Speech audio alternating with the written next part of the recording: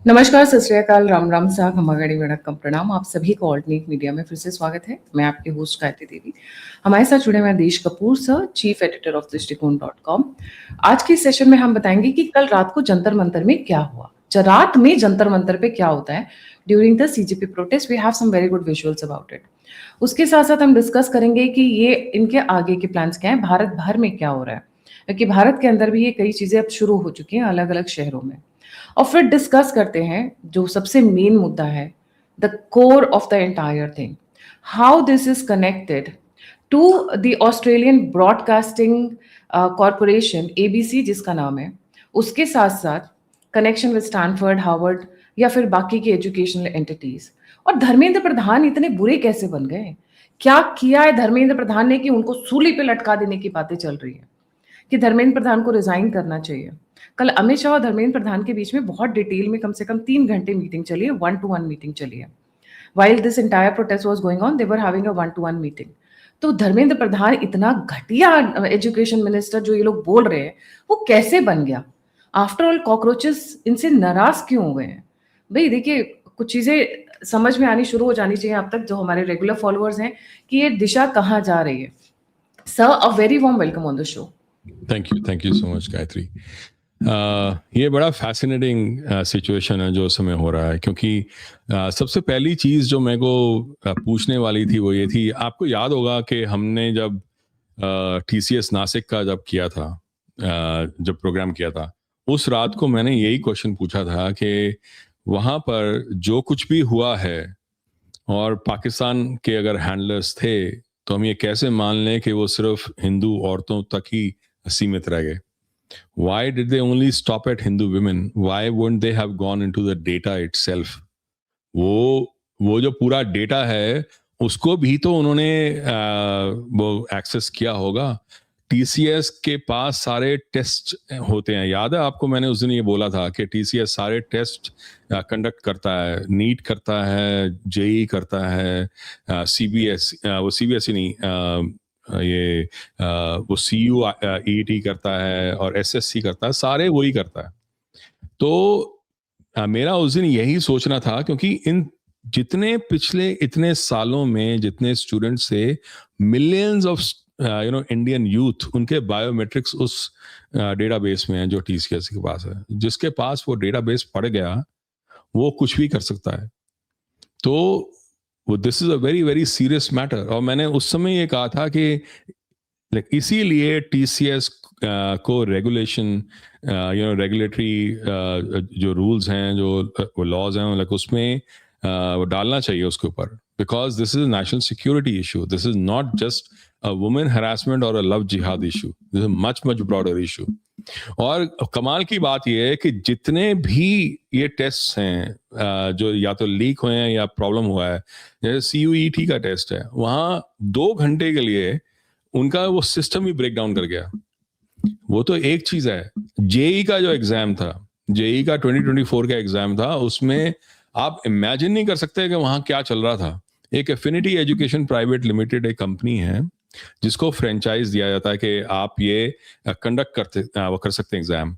उन्होंने पता क्या किया था? उन्होंने they had used a Russian hacker to actually get into the whole system, और उन लोगों से जिन लोगों को वो हेल्प कर रहे थे उनसे 15-15 लाख लिए थे उन्होंने। और 15 लाख लेके वो आराम से ऐसे बैठे होते थे, दिखाते थे कि हम एक्चुअली सॉल्व कर रहे हैं, पर वो सॉल्व नहीं कर रहे होते थे। बाहर से कोई उनका जेई का पेपर सॉल्व कर रहा था और उनको पास कराता था यहाँ। और ये जो सारे थे ये टीसीएस के साथ लिंक थे, टीसीएस आयन के साथ। What I'm trying to say is, jail प्रहरी का पेपर, जेल प्रहरी वो राजस्थान का जो वो पेपर है, वो भी ऐसे ही लीक हुआ। वो एक्चुअली एक प्रोजेक्ट मैनेजर था जिसने वो जेल प्रहरी का पेपर लिया। जेल प्रहरी लाइक इज इंपॉर्टेंट क्योंकि वो सीधा जेल्स के साथ लिंक्ड है। उसका पेपर लेके उसने अपने दोस्त को दिया, और वो आईटी का प्रोजेक्ट मैनेजर था। एक कोई भी सिक्योरिटी, कोई भी गार्ड रेल्स है ही नहीं, कोई वॉल्स नहीं है between different groups within the organization. So what I am trying to say is कि सिक्योरिटी बहुत लैक्स थी। ये हमने उस दिन डिस्कस किया था। पर उन सब चीजों को, वो जो लीकेज हुआ है और जो इश्यूज हुए, उन इश्यूज को लेकर एक पूरी भारत में मूवमेंट चल पड़ेगी, वो मैं नहीं जानता था उस दिन। ये हमने अप्रैल में बात की थी, अगर आपको याद हो। ये जो सीजेपी है ये जून में बनी है। आप भी इंस्टाग्राम पे हो, आप भी सोशल मीडिया पे हो, मैं भी सोशल मीडिया पे हूं। हम जानते हैं कि 1 मिलियन अगर फॉलोअर्स लेने हो ना इंस्टाग्राम पे, तो वो नानी याद आ जाती है इंसान की। कमर तोड़। इनके पास 21 मिलियन फॉलोअर्स आए इंस्टाग्राम पे in a matter of less than a week. It is not possible. Actually Instagram ऐसे अकाउंट्स को वो फ्रीज कर देता है जो उस तरह के फेक फॉलोअर्स लेते हैं, पर इनका जो अकाउंट था वो फ्रीज नहीं हुआ। It is one of the fastest growing account ever in the history of Instagram. इसका मतलब ये है कि मेटा भी लाइक इसमें लिंक्ड होगा कहीं ना कहीं, ऐसे ही नहीं इतना बढ़ गया। तो ये अगर हम इसको अगर ब्रॉडली अगर हम देखें तो हमें समझ में आएगा कि ये पूरा खेल बहुत बड़ा है, बहुत बड़ा खेल है ये। और इसका जो सीधा जो लिंक है वो इंडिया के एजुकेशन सिस्टम के साथ है। अब एजुकेशन मिनिस्टर ही क्यों, वाई वो धर्मेंद्र प्रधान, भाई ये पूछने वाली बात है ना। तो जितने चेंजेस आए हैं अगर आप देखो, चुपते चुपाते उन्होंने बिल्कुल पीछे से पूरी एनसीईआरटी की बुक्स चेंज की हैं। पहले ओरिजिनल जो हमारे जो हिस्टोरियंस होते थे वो जादूनाथ सरकार और बाकी जो पहले के जो थे वो ब्रिटिश टाइम के जो थे, ये नहीं कि वो बिल्कुल सही थे, पर फिर भी उन्होंने जो हिस्ट्री लिखी थी वो काफी ऑब्जेक्टिवली उन्होंने लिखने की कोशिश की थी। उसके बाद से जब ये नेहरूवियन और लेफ्टिस्ट जब आए हिस्टोरियंस, जब उन्होंने लिखनी शुरू की, जैसे रोमिला थापर, इरफान हबीब, आर.एस. शर्मा, बिपिन चंद्र, सतीश चंद्र, इन्होंने जब लिखनी शुरू की, इन्होंने उसको पूरी तरह रिवाइज किया। That is called revisionist history. Romila Thapar, Irfan Habib और आर.एस. शर्मा की हिस्ट्री जो है वो रिविजनिस्ट हिस्ट्री है। उन्होंने उसको रिवाइज करके उन्होंने ये दिखाया कि हिंदूज क्यों खराब हैं और किस तरह से मुगल्स जो हैं, किस तरह से उन्होंने हमारे पे इन्वेजन किया। पर वो इन्वेजन नहीं था, वो एक्चुअली हमें आके वो हेल्प कर रहे थे। उन्होंने सब कुछ हमें दिया, उन्होंने बिरयानी हमें दी, उन्होंने हमारे यहाँ आके सारी मॉन्यूमेंट्स बनाई, उन्होंने हर चीज हमें दी, आलू प्याज तक उन्होंने हमें लाके दिया। हम तो बेवकूफ थे यहाँ पर। उन्होंने हमारे लिए हमारी रोड्स बनाई, सब कुछ उन्होंने किया। वो पूरी रिविजनिस्ट हिस्ट्री जो है उन्होंने लिखी। या तो मैं हमेशा से ये मानता था, या तो आप बाबरनामा पढ़ सकते हो या आप रोमिला थापर को पढ़ सकते हो। बाबरनामा में जो लिखा हुआ बाबर के बारे में वो अलग लिखा है, जो रोमिला थापर ने बाबर के बारे में लिखा है वो कुछ अलग लिखा है। आप अगर शोले की स्टोरी भी डाल देते तो भी वो चल जाती कि यही हमारी हिस्ट्री रही होगी। फिर मतलब वो हिस्ट्री का कोई सिर पैर नहीं था। मैं आपको एक छोटा सा एग्जांपल देता हूं उस हिस्ट्री का। आर्यन इन्वेजन थ्योरी हम सबने सुनी है। वो कहते थे कि आर्यंस आए यहाँ पर, हरप्पन्स थे, उन्होंने हरप्पन्स को मारा और भगा दिया और वो बहुत सारे लोगों को खत्म ही कर दिया। और हरप्पन के भगवान कौन होते थे? रुद्र, शिव। और आर्यंस के भगवान कौन होते थे? वायु, इंद्र, वो अग्नि वगैरह। राइट। हमारी स्टोरीज क्या है? ये वायु, इंद्र, अग्नि जो है वो हमेशा वो तड़पते रहते हैं, मरते रहते हैं और फिर भागते हुए जाते हैं महादेव के पास, महादेव हमें बचा लो। फिर महादेव उनको बचाते हैं। तो मतलब आर्यन आए अपने भगवान लेकर, उन्होंने हरप्पन्स को खत्म किया और फिर कहा जो इनका भगवान है ना उनको हम बना देते हैं महादेव, अपने भगवान है उनको हम जोकर बना देते हैं। वो उनको रिपोर्ट करेंगे, भैया आप हमें बचा लो। कभी कहीं भी ऐसी कभी स्टोरी सुनी है? ऐसी स्टोरी सी ग्रेड राइटर्स लिखते हैं, पर ये वाली स्टोरी हमें वो पढ़ाई गई और हम मान भी गए। तो मैं ये कह रहा हूं कि वो वाली हिस्ट्री जो है उसको कंप्लीटली चेंज किया जा रहा है। नाथुराम गॉडसे जो था वो आरएसएस का नहीं था, ये गांधीयन, वो गांधी असैसिनेशन केस के जजमेंट में है। इसके लिए राहुल गांधी ने एक्चुअली माफी भी मांगी है, पर ये अभी भी हिस्ट्री बुक्स में था, उसको निकाला गया। जो गुजरात 2002 में जो कुछ भी हुआ उसका जो फिक्शनल जो वो ये वर्जन जो था, जो ये राणा अयूब और इन सब लोगों ने, बरखा दत्त ने मिलके अपना पूरे करियर्स बनाए, उसको निकाला गया because the entire court judgments were very very different. तो एक्चुअल फैक्ट्स पे उन्होंने अब पूरी हिस्ट्री डाली है। लेकिन इस समय भारत के पास सबसे ज्यादा यूथ है। It is the biggest number of youth that India has, आगे आने वाला इंडिया ये यूथ डिफाइन करेगा। इस यूथ को अगर ढंग की हिस्ट्री, ढंग का अगर सोशियोलॉजी, ढंग की एंथ्रोपोलॉजी अगर पढ़ाई गई तो भारत कहीं का कहीं निकल जाएगा। और अगर इनको वही झूठ, वही वो बकवास अगर पढ़ाएगी जो पहले से यरोमिला थापड़ जैसे लोग हमें पढ़ाते रहे हैं, जो बिल्कुल फिक्शन वो स्टोरीज थी, तो ये यूथ अपने आप को ही गालियां देता रहेगा, खुद को गलानी वो फील करता रहेगा। तो भारत या तो ऊपर जाएगा या नीचे जाएगा, दो डायरेक्शंस हैं। तो ये डर गए हैं बिकॉज दे नो कि जो धर्मेंद्र प्रधान जो ये पूरे चेंजेस कर रहे हैं उनका इम्पैक्ट आगे जाके क्या होगा। ये पहला तो ये मैं इम्पैक्ट बता रहा हूँ जो हिस्ट्री और जो सोशल साइंसेस का है। जो नेशनल एजुकेशन पॉलिसी जो है, that itself is going to change the country in a big way. Because जब मैं कह रहा हूँ कि यहाँ सबसे बड़ा यूथ है, उसका मतलब ये है उस यूथ को एक ऐसी एजुकेशन देनी है जो एजुकेशन आगे जाके उसका भला करेगी। राइट, एआई का जमाना है वो सब।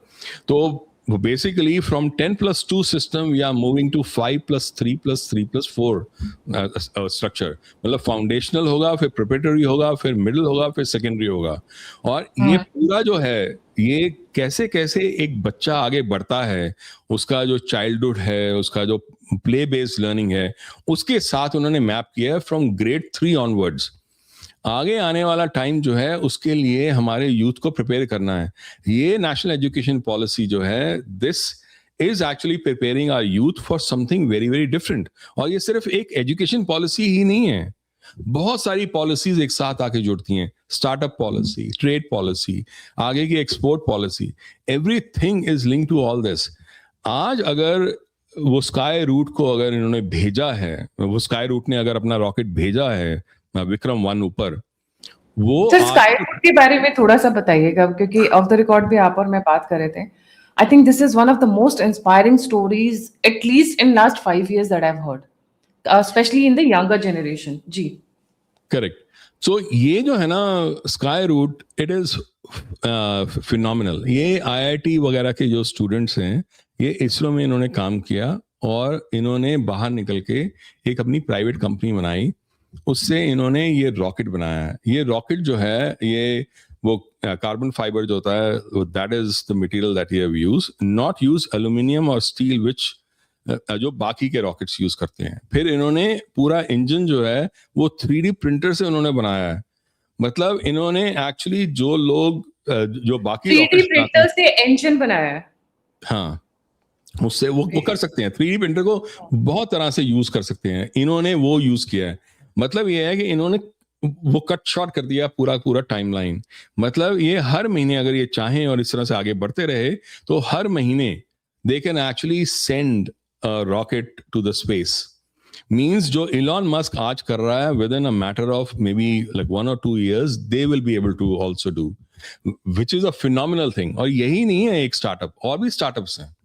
जो बाकी स्टार्टअप्स जो आ रही हैं अभी स्पेस में, वो वैसे ही रीडॉकिंग करेंगी जैसे इलॉन मस्क का करता है। इनफैक्ट ये जो है Skyroot, this is the first private company to have sent a rocket into space in the first attempt successfully. Elon Musk ने भी नहीं किया था ये।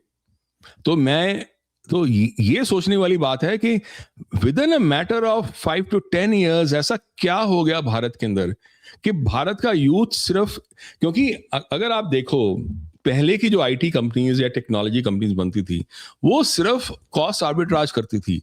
टीसीएस ले लो, ये बाकी जितनी वो आईटी की कंपनीज हैं, वो सब यही काम करती थी। कोई रियल पाथ ब्रेकिंग काम होता नहीं था। ये पाथ ब्रेकिंग काम हुआ है जो छोटे बच्चे कर रहे हैं। मतलब इन द सेंस उनका एवरेज एज जो है स्काई रूट की पूरी कंपनी का, वो 28 years है। 28 years। आप बता रहे थे कि ये कार्बन फाइबर से इन्होंने बनाया हुआ है पूरा का पूरा। हाँ, तो वो they have not actually used the aluminium और steel, they have used something that is powerful enough and light enough. तो ये इन्होंने पूरा उसका पैराडाइम ही चेंज कर दिया है। मतलब और ये कर रहे हैं। अग्निकुल एक और है जो वो एक और कंपनी है, वो तो पूरा रीडॉकिंग करेगी वापस आके। मतलब वो कह रहे हैं हम अपना जो रॉकेट है उसको 100% रीयूजेबल बनाएंगे। मतलब वो ऊपर जाएगा और फिर वापस आएगा और वो रीडॉक करेगा, फिर हम उसको बाहर भेजेंगे। मतलब पर इन अभी क्या होता मैटर, है, अभी रॉकेट गया स्पेस में, उसने सैटेलाइट लॉन्च किया और वो फिर स्पेस में ही गुम हो जाता है ना? हाँ तो वो ये क्योंकि वो वापस जल आ जाता है। जाएगा। हाँ, हुँ, जैसे इलॉन मस्क आता है और सिर्फ आएगा ही नहीं वापस, वो आके अपने आप को रीडॉक करेगा जैसे इलॉन मस्क का करता है। वो अपने आप वो आके अपने सेटअप में वापस सेट हो जाएगा, हाँ, जहां एक पर वो भी तो वो सॉकेट लॉन्च होगा। अपने लॉन्च पैड में वापस आके बैठ जाता है। फिर आप वाओ! उसको फिर उसको भरोगे, फिर आप उसको भेजोगे, फिर आके वो डॉक करेगा। वो ऐसे वो इलॉन मस्क का ऐसे ही चलता है। That is why he has created Starlink. आगे आने वाले टाइम में अगर इंडिया को वैसा एक बनाना है फ्यूचर, तो they will have to do something like this. और यही ये जो पूरा स्टार्टअप पॉलिसी है, अभी तो पूरी एजुकेशन पॉलिसी जो ये बना रहे हैं वो तो अभी तक पूरी अनलीश हुई नहीं है। मतलब अभी तो स्टार्ट हुआ है उसका जो वो रीस्ट्रक्चरिंग है। सी क्या है कि पहले क्या होता, सी एक वो दो चीजें हैं। एक तो ये है कि हमारा बहुत सारा जो यूथ है और बहुत सारे पॉपुलेशन वो दो इंडस्ट्रीज में है या दो एरियाज में, एग्रीकल्चर और dairy. They are the most inefficient sectors in India, the most inefficient, मतलब इन द सेंस जितने लोग उसमें काम करते हैं जितनी उसमें आउटपुट होती है, that is one of the worst in the world. तो उनको वहां से निकाल कर कहीं और लेके जाना है जहां पे उनका वो बेटर हो। अब जब स्टार्टअप्स बनती हैं, जब सपोज करो, एक मैं एग्जांपल देता हूं जो सब देखते होंगे, जैसे अर्बन कंपनी है। अब अर्बन कंपनी के साथ बहुत सारे लोग जुड़ते हैं, अपनी सर्विसेज देते हैं, अपने प्रोडक्ट्स देते हैं। वो पहले पॉसिबल नहीं था, पर उसके लिए आपको वोकेशनल ट्रेनिंग की जरूरत पड़ेगी।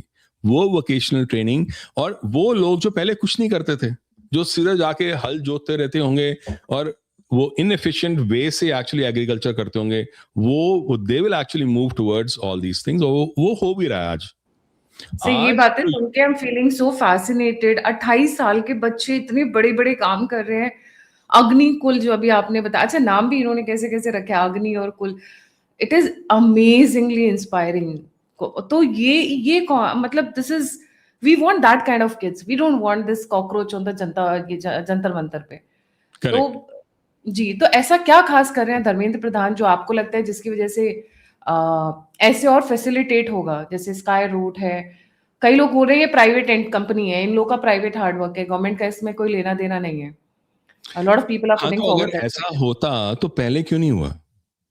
आपको मैं कहानी बताता हूँ जो जो इस बात को बड़े अच्छे से समझाएगी। एक वो जो यहाँ के जो सेकंड और सिक्स जो यूएस के प्रेसिडेंट थे, एक तो थे जॉन एडम्स और दूसरे थे जॉन क्विंसी एडम्स। उनका जो जॉन क्विंसी एडम्स का जो ग्रैंडसन था, उसका नाम था ब्रुक्स एडम्स। ब्रुक्स एडम ने किताब लिखी थी law of civilisation and decay. उसने ये लिखा था एक्चुअली इंडस्ट्रियल रेवोल्यूशन इसलिए हुई क्योंकि 17 वो 57 में वो 1757 में वो हुआ था बैटल ऑफ प्लासी इंडिया में, जो उसकी लूट आई उसकी बेसिस पे 1760 के बाद इंडस्ट्रियल रेवोल्यूशन शुरू हुई। क्योंकि कहते हैं, तो उसने बड़े अच्छे से एक्सप्लेन किया। उसने कहा था कि ऐसा नहीं है कि ये चीजें पहले नहीं थी, ऐसा नहीं था कि स्टीम इंजन पहले कभी यूज नहीं हुआ था, ऐसा नहीं था कि प्रिंटिंग प्रेस पहले नहीं थी, वो थी। पर उसके जो उन्होंने जो चेंजेस लाए, जो इनोवेशंस लाए, वो इसलिए ला पाए क्योंकि उनको पैसा मिला।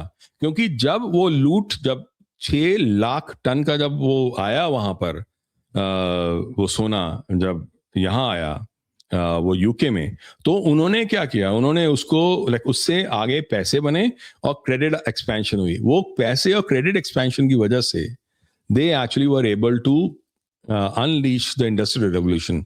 वो पहले नहीं हुआ था। वो कहता है ये ऐसे है जैसे सॉकेट होता है ना वो दीवार में जो इलेक्ट्रिसिटी का, कहते हैं, वो कहता था कि पैसा, money is like the electricity.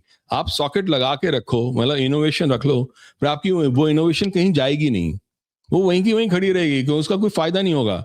जब उस सॉकेट के अंदर जब इलेक्ट्रिसिटी आएगी तभी वो जो है वो सॉकेट का फायदा है, वरना कोई फायदा नहीं है। तो वही चीज है यहाँ। पहली बार जब स्टार्टअप का ये पूरा इकोसिस्टम बनाया, जब वहां पर पैसे आने शुरू हुए हैं, जब वहां पर वो इन्वेस्टमेंट शुरू हुई हैं, वो इन्वेस्टमेंट जो जो भारत के लिए काम करेगी। नहीं तो कौन ऐसा वीसी है जो एक्चुअली एक बिल्कुल नई 28 साल के बच्चों की स्पेस वो स्टार्टअप को एक्चुअली फंड करता। अब ये तो देखो ना। तो पॉइंट। ये चीजें जो हैं ये अब शुरू हुई हैं जो पहले नहीं थी। ये बिल्कुल वैसा ही है जैसे जो इंडस्ट्रियल रेवोल्यूशन शुरू हुई थी।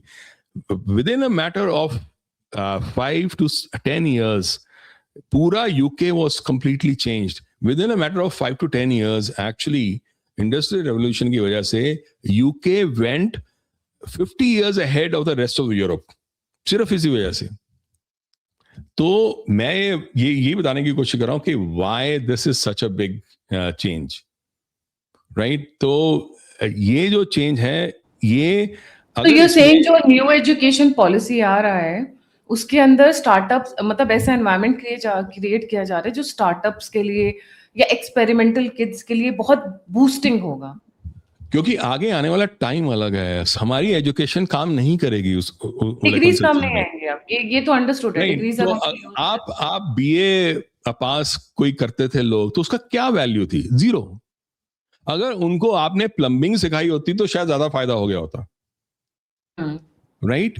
वो एक्चुअली ज्यादा कमा लिए होते उन्होंने अगर उनको और चीजें सिखा ली होती वोकेशनल चीजें। क्योंकि आजकल की स्टार्टअप्स ऐसी आ रही हैं, स्टार्टअप्स जो है पूरे भारत को चेंज कर रही हैं। ऐसे ही नहीं बाहर के लोग जब आते हैं भारत में बताते हैं कि वो इंडिया का जो पूरा जो मेडिकल सिस्टम है कितना तेज काम करता है। क्योंकि जो स्टार्टअप्स है मैं आपको एक चीज बताऊं बड़ी इंटरेस्टिंग जो मैं हमेशा सोचता हूँ, ये लाइक ब्लिंकिट का नाम ले रहा हूँ पर कोई भी ऐसी कंपनी हो सकती है, पर ब्लिंकिट जो है उसका जो SLA है, जो वो जितने टाइम में आपको चीज करती है वो 10 मिनट्स है। 10 मिनट्स का उन्होंने रखा हुआ ना टाइम। 10 to 14 कर दिया। हाँ 10 to 14, ठीक है, चलो 20 भी अगर कर लें तो ठीक है। उनका ये across all the entire country, across all different sectors, across all different languages, different customs, different cuisines, everything.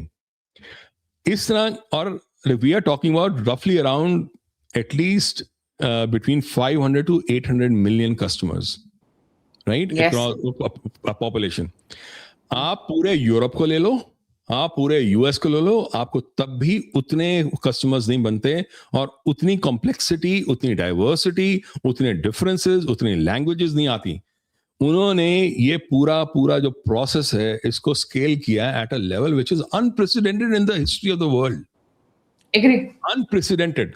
अगर ये मैं बोल रहा हूं पर अगर कोई सुन ले वहां पर, मैं ये कह रहा हूं कि अगर आप अपना प्रोसेस ही अगर बेचना शुरू कर दो ना तो भी आप like you will earn like millions and billions of dollars, because आपका प्रोसेस अलग है सबसे।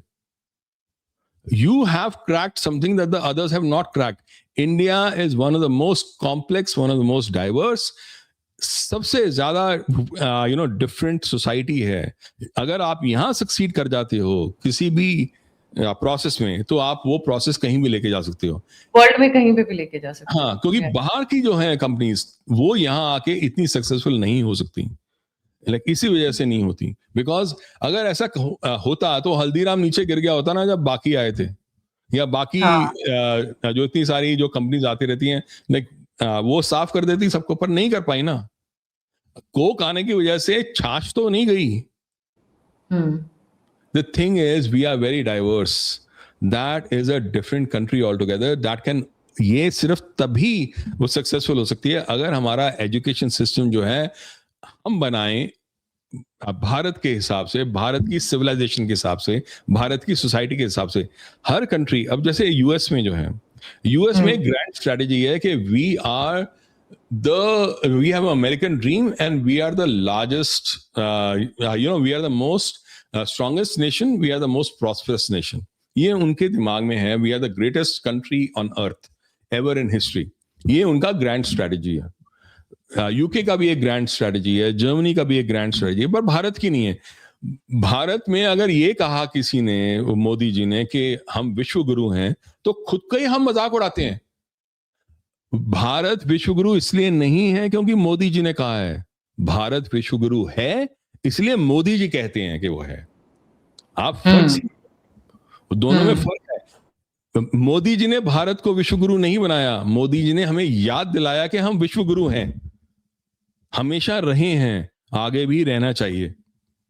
तो हम अगर खुद को गलानी भेजते रहेंगे जो हमारे एजुकेशन सिस्टम ने हमें सिखाया था, जो रिविजनिस्ट हिस्टोरियंस ने हमें सिखाया था, तो हमेशा रोते रहेंगे। जब तक हमारा यूथ ये नहीं मानेगा कि हम किसी लायक हैं, तब तक वो आगे बढ़ नहीं पाएगा। इसीलिए ये इम्पोर्टेंट है कि नेशनल एजुकेशन पॉलिसी जो है वो प्लस बाकी जो पॉलिसीज हैं जो आपस में इंटरट्वाइन होती हैं, जो स्टार्टअप है वो तब तक सक्सीड नहीं कर सकती जब तक एक ढंग की एजुकेशन पॉलिसी वो यूथ नहीं बनाती विद द राइट एजुकेशन।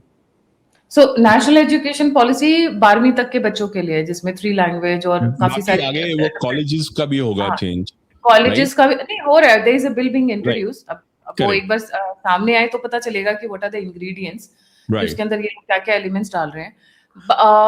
दोनों के अंदर। हाँ, तो मैं एक बात मेरे को ये था कि और आगे का जो है, आगे अगर आप ध्यान से देखो जो एजुकेशन का है, जिस तरह से यूएस और यूरोप जा रहा है आगे, वो अगर वहां जॉब्स के लिए लोगों को आना रोकता है, जो यूएस का अभी पॉलिसी चल रही है, तो कोई बेवकूफ नहीं है जो यहाँ आके पढ़ने के लिए आएगा। बिकॉज आप वो 200-300,000 का लोन, वो 4-5 करोड़ का लोन लेके यहाँ आके पढ़ोगे नहीं जब तक आप उस लोन को वापस नहीं कर सकते। पर आप उस लोन को वापस नहीं कर सकते अगर आप यहाँ जॉब नहीं करोगे। तो धीरे धीरे with in a matter of next 4 to 5 year अगर ये चलता रहा जो हो रहा है, तो इन यूनिवर्सिटीज को, हार्वर्ड और बाकी यूनिवर्सिटीज को भारत में अपनी एक्सटेंशन बनानी ही पड़ेगी। तो भारत का जो आगे आने वाला जो टाइम है एजुकेशन का, वो बहुत डिफरेंट होगा, राइट? वो हमें you're saying कि सक इन होने वाला है, क्योंकि यूएस उधर, क्योंकि आपने और मैंने H1B वीजा पे बहुत अच्छा एक वीडियो किया था, अगर आपको याद हो। जिस तरीके से H1B वीजा पे प्रॉब्लम कर रहे हैं, इंडियंस के अगेंस्ट में रेसिस्ट कर रहे हैं, तो वहां पे इंडियंस का जाना कम होगा, सो दे विल स्टे हियर।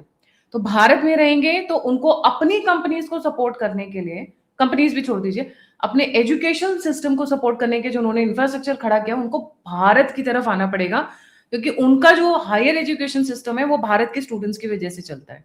हाँ बिल्कुल, क्योंकि लोगों को ये लगता है कि भारत में लोग सिर्फ स्किल्स की वजह से आते हैं, स्किल्स की वजह से आते हैं। भारत में बहुत सारी स्किल्स हैं, पर भारत के पास स्केल है जो किसी और कंट्री में नहीं है।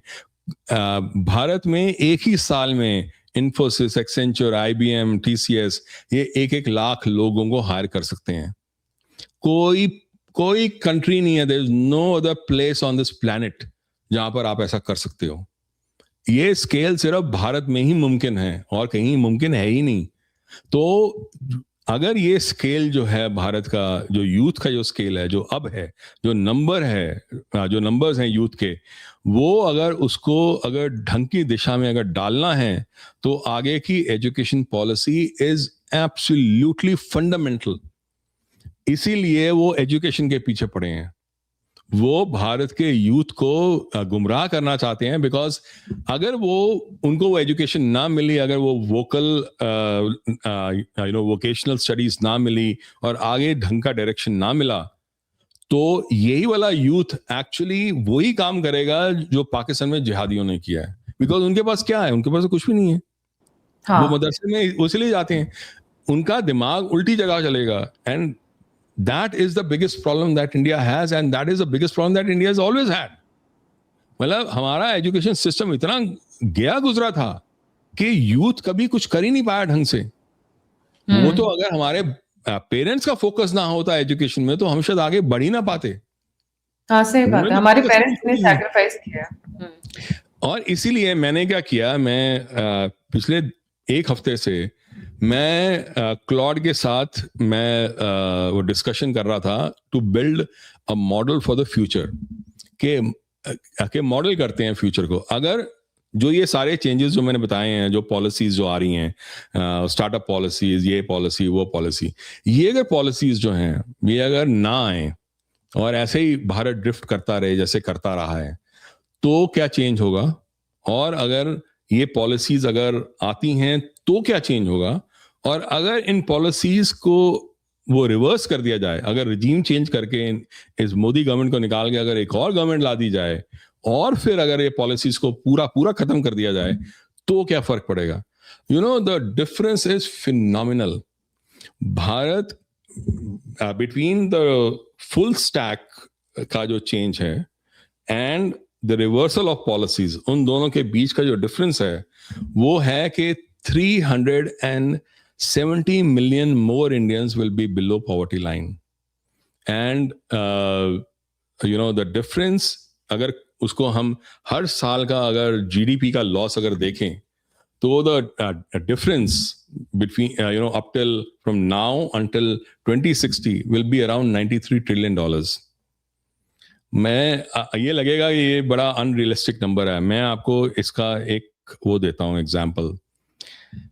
उत्सव पटनायक ने एक स्टडी की थी कि ब्रिटिश भारत से कितना चोरी करके लेके गए, तो उसका एक नंबर उसने दिया था 43 ट्रिलियन डॉलर्स, 45 और 43 ट्रिलियन डॉलर्स. वो नंबर सबको याद है. उसने एक और नंबर भी दिया था जो नंबर बहुत लोगों को याद नहीं है. वो था कि अगर 2006 तक अगर वो कॉलोनियल अगर रूल ना हुआ होता, वो सब चोरी करके ना लेके गए होते, तो 2006 तक भारत का GDP would have been around 270 trillion dollars. 270 trillion dollars. US का जो जीडीपी था दैट वाज लाइक उस समय 24 ट्रिलियन डॉलर्स. भारत का GDP would have been 10 times US GDP had colonial rule not happened. तो मैं ये कह रहा हूं कि ये जो ऑपोजिशन है, जिस तरह की ऑपोजिशन है भारत में, जो भारत के साथ है ही नहीं, जो बिकी हुई है, ये एक एक्सटेंशन है of the colonial rule. You understand? ये That is why they are all being funded. Because they are all being funded. अभी अखिलेश यादव यूएस से लौट के आए तो डिम्पल यादव पहुंची हुई है वहां पे.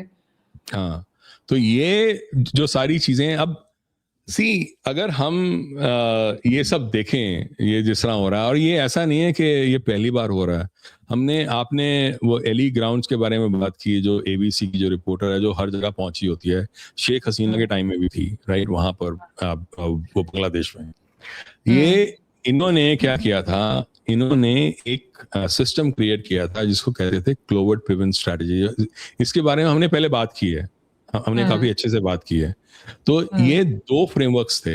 एक है क्लोवर्ड पिवन स्ट्रेटजी, जिसमें इस तरह से पूरे सिस्टम को ओवरलोड कर दिया जाता है कि वो सिस्टम ब्रेक कर जाए. और दूसरा है कि gene sharp strategy. Gene sharp तो था, उसने कहा कि नॉन वायलेंट वे में हम कैसे एक डिक्टेटर को हम नीचे गिराएंगे. अब आप देखो, ये तो शेख हसीना को भी डिक्टेटर मानते थे, ये बाकी लोगों को भी डिक्टेटर मानते थे. ये जिस तरह की इनकी बातें चलती हैं कि India is you know authoritarian dictatorship, तो वो तो मोदी जी को डिक्टेटर मानते हैं. हालांकि like Modi ji has won like in the biggest, the largest democratic elections in the history of mankind. But this lady, Ellie Grounds. Ellie Grounds.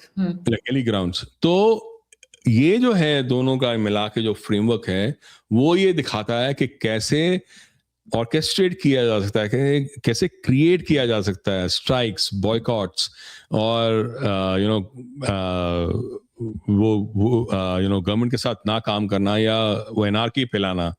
और फिर एक ग्रीवेंस को या तो मैन्युफैक्चर कर लो ग्रीवेंस को, या एक एग्जिस्टिंग ग्रीवेंस है उसको, वो लोगों को अगर दुख है कोई, उस दुख को लेकर इतना बड़ा बना दो और उसके पीछे ऑर्गेनाइजेशन इतनी बड़ी बना दो कि उसको यूज किया जा सके to you know do a regime change in that country. और जब वो आप रेजीम चेंज करो, आपके खुद के लोग पहले से वो तैयार हों, जिनको आप वहां डाल दोगे. जैसे बांग्लादेश में हुआ, शेख हसीना को निकाल के जब वो पूरा बढ़ गया, तो उन्होंने मोहम्मद यूनुस को, जिसको बड़े साल से पाल रहे थे, उन्होंने डाल दिया वहां पर. ये इनका नॉर्मल तरीका है. ये this is battle tested, time tested. This has been created with toolkits, with all the rest of material. ये बड़े सालों से चलता आ रहा है. पूरे कलर रेवोल्यूशन जो वहाँ हुई हैं यूक्रेन में और बाकी जगह जॉर्जिया वगैरह में जो कंट्रीज हैं, उनमें इसी के बेसिस पर हुई हैं. तो ये जो हो रहा है यहाँ पर भारत में जो कर रहे हैं, चाहे वो सीए हो, सब जानते हैं सीए का पूरा प्रेमाइस गलत था. एक भी मुस्लिम की जो सिटीजनशिप थी उस पर हमला नहीं था. वो हम जानते हैं कि नॉन मुस्लिम से जो पाकिस्तान, बांग्लादेश और अफगानिस्तान से आ रहे थे वो उनके लिए बना था। इनफैक्ट वो कम बना था, मगर उन्होंने 2014 की बात की थी। बट यूएन का जो ह्यूमन राइट्स का जो वो लॉ है, उसका एक फंडामेंटल होता है नॉन रिफूलमा। नॉन रिफूलमा का मतलब ये है कि आप उस रेफ्यूजी को जो एक कंट्री से आया जहां उसकी जान ली जा सकती थी, आप उसको वापस नहीं भेज सकते। और इन सब के साथ वो नॉन रिफुलमा का प्रिंसिपल लागू होता है, because each non Muslim from all these countries if Saint back will be killed. वो हो रहा है, हम देख रहे हैं। तो सीए का पूरा प्रीमाइस गलत था। इन्होंने मैन्युफैक्चर किया वो पूरा। इन्होंने फार्म बिल्स का जो पूरा वो एजुकेशन थी पूरा मैन्युफैक्चर किया, और आज वो भुगतना पड़ रहा है। राइट ये मैन्युफैक्चर करते हैं ग्रीवेंस को, अगर वो नहीं होती और उसको बढ़ा चढ़ा के एक ऑर्गेनाइजेशन। आप खुद सोचो, अगर सपोज करो कुछ वो 4-5 लोग हों जिनको बड़ा गुस्सा आया हुआ है पूरे सिस्टम से, अगर वो मिलते हैं तो वो कैसे करेंगे वो पूरी एजुकेशन। इनका सीजेपी का जो हुआ है 21 million followers in a matter of less than a week. Right उनके आप मीम्स देखो, उनके आप स्लोगन्स देखो, उनके आप पीछे के जो वो लगे हुए हैं, जो चार्ट्स लगे हुए हैं, जो पूरा उनके वो मटेरियल जो लगा हुआ है उनके पीछे, वो जहां वो बैठे होते हैं स्टेज पे, वो प्रोफेशनल ग्रेड है। आप मेरे को बताओ, सोनम वांगचुक, वो अभिजीत दिपके, ये वो सौरभ, इनमें से किसके पास इतना पैसा है? किसके पास पैसा है? नन। कहां से आ रहा है ये पैसा? ये कोई छोटा मोटा है? आप 1 मिलियन सब्सक्राइबर्स वो लेने के लिए इंस्टाग्राम के, आप जाके देखो आपको कितने पैसे लगते हैं। हम 21 मिलियन की बात कर रहे हैं। ये कोई जोक नहीं है। पर इन्होंने पहले दिन से ही प्रोफेशनल ग्रेड स्टफ था इनके पास, professional grade. How did they do that? कोई पीछे ऑर्गेनाइजेशन है जो काम कर रही है और जो वो जिसने इनको आगे बढ़ाया है। मैं कह रहा हूं कि क्लोवर्ड पिवन एंड जीन शार्प की जो स्ट्रेटजी थी उसको यूज करके, उसके टूल किट्स को यूज करके, उसका पूरा जो वो एनजीओ को जिस तरह से यूज करते हैं। और अगेन मैंने बात की धर्मेंद्र प्रधान और पूरे एनईपी और जो बाकी जो चेंजेस लाए हैं एजुकेशन में, वो एक चीज है। दूसरा जो सबसे बड़ा रीजन है वो है FCRA, because FCRA makes everything possible for them. Because FCRA जब रूल्स नहीं आए तब तक ये पूरा पैसा भेज सकते थे। ये पूरा पैसा जो ये प्रॉब्लम जो हो रही है इनको, इस वजह से हो रही है क्योंकि एफसीआरए ने पूरा दबोच के रखा हुआ है। और वो इसीलिए रूबियो भी आया था, इसलिए बाकी लोग भी यहाँ तड़प रहे हैं, क्योंकि ये रिलीजन वाज ये जो पूरा कन्वर्जन जो माफिया है, this was never about religion at all, this was always about national security.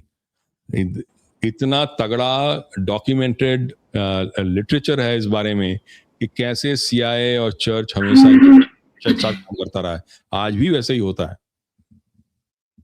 तो हमें ये देखना है आगे कि ठीक है, वो लीकेजेस हुए, वो प्रॉब्लम्स हुई उन एग्जामिनेशन में, वो एक सच्चाई है। पर वो लीकेजेस, वो प्रॉब्लम्स क्यों हुई, उसके बारे में सोचना चाहिए ना। और उसके बारे में सोचना हो रहा है। आप अब देखो तो सही, मतलब किस तरीके से उन्होंने नीट का वो काम किया है। नीट का जो एग्जाम है, मैंने बताया कि वो 3 मई को वो एग्जाम था। 1 से 3 मई के बीच में वो जो है वो लीक हुआ, उसका वो सर्कुलेशन विंडो जो है कहते हैं, वो 1 से 3 मई के बीच में है। और जो विसल ब्लोअर ने जब उसके बारे में कंप्लेन की तो 2 मई को की रात को। और एनटीए जो है, नेशनल टेस्टिंग एजेंसी जो है, उसको एक्चुअली फॉर्मल जब आई, वो इनपुट आया, वो आया 7th 8th मई को। और सिर्फ सैटरडे संडे को बीच में छोड़ के उन्होंने 11 और 12 मई को उन्होंने बता दिया कि हम ये कैंसिल कर रहे हैं और रीडू करेंगे। मतलब हमें पता चला है कि ये लीक हुआ है पेपर, हमें पता चला कि गड़बड़ हुई है। और वो पेपर ये कह के नहीं होता कि ये नीट का पेपर है, उन्होंने ये कह के किया था these are the most probable वो एग्जाम क्वेश्चंस, वो काफी सिमिलर थे उनके। तो उन्होंने within a matter of Saturday Sunday उन्होंने they made the decision and they cancelled the exam on 11th and 12th, Monday and Tuesday. 15th जो Friday था उस फ्राइडे को उन्होंने वो एक्चुअली नई एग्जाम डेट बताई जो 21 जून को थी। सारा का सारा पूरा पूरा प्रोसेस दोबारा करना था उनको। उसके लिए उन्होंने सिर्फ एक महीने में उन्होंने रिकंडक्ट किया नीट को। आप सोच सकते हो कि ये पहले कभी हो सकता था? अगर आपको लगता है कि ये चीजें पहले कि वो गवर्नमेंट अगर नहीं सोच रही, नहीं एक्शन ले रही, तो ये कैसे हो गया इतनी आसानी से? इट मीन्स के they were working overnight, they were working over weekends. ये इतना आसान नहीं था।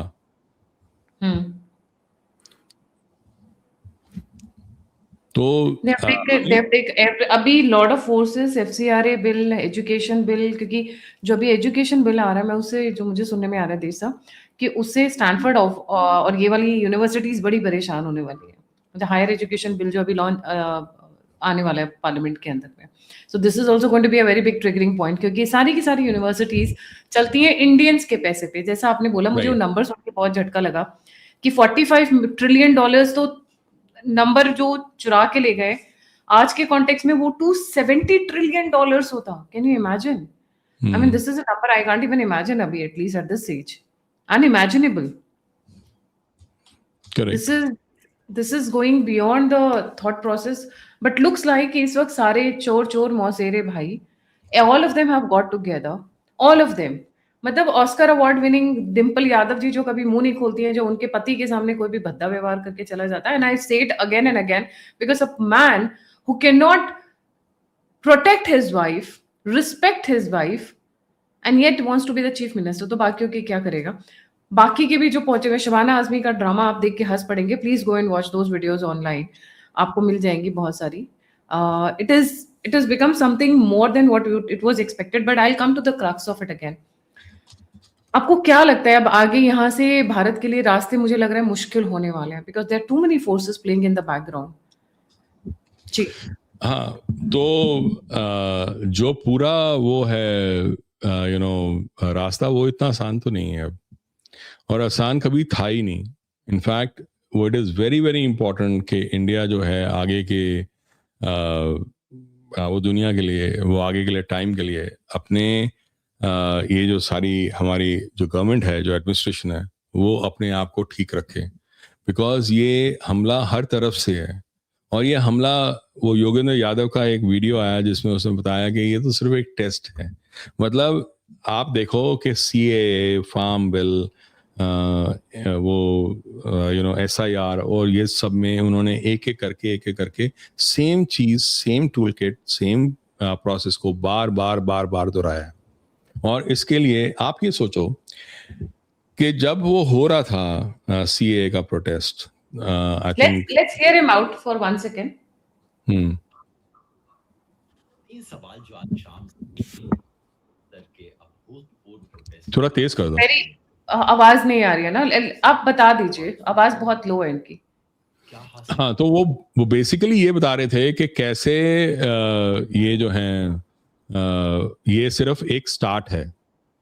तो बेसिकली उन्होंने 3 पॉइंट्स बताए थे कि now let us not limited to education only, हम और भी इश्यूज बीच में लाते हैं और इसको एक्सपैंड करो from Delhi to other cities, and नई लीडरशिप, नए स्टेक होल्डर्स और नए रिसोर्सेज लाओ, ताकि हम इस प्रोटेस्ट को हम और बड़ा बना सकें, because this will not just be a small thing, ये आगे ग्रो करेगा। तो इनके दिमाग में पहले से ही था कि ये this will be a regime change operation, जो हम सब जानते थे। पर ये कुछ ऐसे लोग हैं जो वो अपनी दुनिया में मग्न रहते हैं और खुद को ही बेवकूफ़ बनाई जाते हैं। मैंने मेरा एक दोस्त है जिसको वो जो बहुत तगड़ा वैसे सोचता, तो मैंने उसको वही लिखा था। मैंने कहा कि दिल जला है तो जालिम, तू अपना घर भी तू जला के देख, दुनिया को पता तो चले कि कहीं आग लगी है। तुम अपना घर जला रहे हो, अपना घर परिवार जला रहे हो, बिकॉज तुम्हें इस बात का दुख है कि मोदी ये बैठा हुआ है, तो तुम अपना घर जलाने की कोशिश करो ताकि दुनिया को कुछ पता लगे कि तुम्हारे दिल के अंदर कितनी आग भरी हुई है। पर वो लोग ऐसा करते हैं। अब उसको क्या तुम करो? मतलब ये हमारे देश में पहले भी होता आया है। अगर जगत सेठ अगर ब्रिटिश को ना अगर उसने फंड किया होता तो ब्रिटिश ने सिराजुद्दौला को ना हराया होता और आज ब्रिटिश ना होते, मतलब कॉलोनियल रूल ना हुआ होता भारत पे, पर जगत सेठ को बड़ा गुस्सा था सिराजुद्दौला से, तो उसने उसको फंड किया ब्रिटिश को, और वो he couldn't even stay more than 5 years after that. ये बांग्लादेश में जो कुछ हुआ, वो सेम हिंदू वो लड़कियां जो एक्चुअली उस पूरे एजिटेशन को सपोर्ट कर रही थी, पूरे प्रोटेस्ट को अगेंस्ट शेख हसीना, उनको भरे बाजारों में दिन दहाड़े उनके साथ क्या हुआ, वो उसके वीडियो सबके पास हैं, वो सबने देखे हैं। और वो किस तरह से वो जलाया गया वो हिंदू को, वो सब जानते हैं। तो ये आज की बात नहीं है, ये हमेशा से ऐसे रहा है। कुछ लोगों को ये बड़ी खुशी मिलती है, उनको ये लगता है कि उन्होंने एक आइडिया बनाया हुआ है मोरालिटी का, वो आइडिया उनको बहुत अच्छा लगता है। कल को आके उनके घर में उनका परिवार वो जला के भाग जाते हैं लोग, वो सेम लोग, उसका उनको कोई दुख नहीं होता। तो ये सब वैसे ही हैं। अब इसके बारे में कुछ कर नहीं सकते सिवाय इसके कि इससे आप सिर्फ लड़ सकते हो और आगे आने वाली जनरेशन को, जो आजकल की यूथ है, उसको आप फैक्ट्स बताओ, उसको आप सच बताओ। जी, only way out. Thank you so much Desh sir for joining. जाने से पहले जितने भी पेरेंट्स देख रहे हैं, पेरेंट्स, दादा दादी, नाना नानी, प्लीज अपने बच्चों को अच्छे रास्ते पे लेकर जाइए। हम जिस I think we are on the roads to big changes in the country, and graduation, post graduation, time pass करना, बीए की डिग्री ले लेना, these are not going to be. उससे अच्छा आप उनको स्किल सिखाइए, anything of their choice, anything which they like, जबरदस्ती वाला नहीं, पैशन वाला, हॉबी वाला, जिसमें वो डेप्थ में जाना चाहें, जो उनको फैसिनेट करे। क्योंकि देखिए, अगर मजबूरी में आप काम करते हैं तो आप टाइम पास करते हैं, पर जब आप दिल से काम करते हैं तो आप गहराइयों में उतरते हैं। So please work on that area. Now the times are going to change, और आप देख ही रहे हैं अपने आसपास कितनी चीजें चेंज हो रही हैं। सो उनको उस मोड पे लेकर जाइए। Thank you so much Desh sir for joining. जाने से पहले व्यूअर से रिक्वेस्ट है, लाइक, सब्सक्राइब और शेयर करना ना भूलें। द देश सर का अपना चैनल है दृष्टिकोण के नाम से, यूट्यूब चैनल है, एंड ऑल्सो वेबसाइट दृष्टिकोण.com। प्लीज वहां पे विजिट करें। सर वीकली एक न्यूज़लेटर लिखते हैं which is full of lot of valuable inputs, and history से लेके ज्योग्राफी और आज तक का पूरा तो इस वीकेंड की वो कनेक्ट करते हैं, जो कनेक्ट इस करते वीकेंड हैं की जो न्यूज़लेटर थी वो इसी पॉइंट पे थी। इसी वो पे। सारा कैलकुलेशन आप वहां देख सकते हो। वो कैलकुलेशन आप दोबारा रिविजिट करके आप वहां पे देख सकते हो। And let me tell you, बहुत सारे लोग सीक्रेटली पढ़ते हैं फिर वीडियोस बनाते हैं, बट मैं किसी का नाम नहीं लूंगी, which is a good thing. We are all about spreading information and awareness. So please do visit him, and don't forget to like, subscribe and share the alternate media. आप मुझे कंट्रीब्यूट करना चाहते हैं तो दिए हुए नंबर और UPI पे आप मुझे सपोर्ट कर सकते हैं। आप मुझसे जुड़ना चाहते हैं तो ईमेल डिस्क्रिप्शन बॉक्स में। इसी के साथ जय हिंद, जय श्री राम, हर हर महादेव। हर महादेव।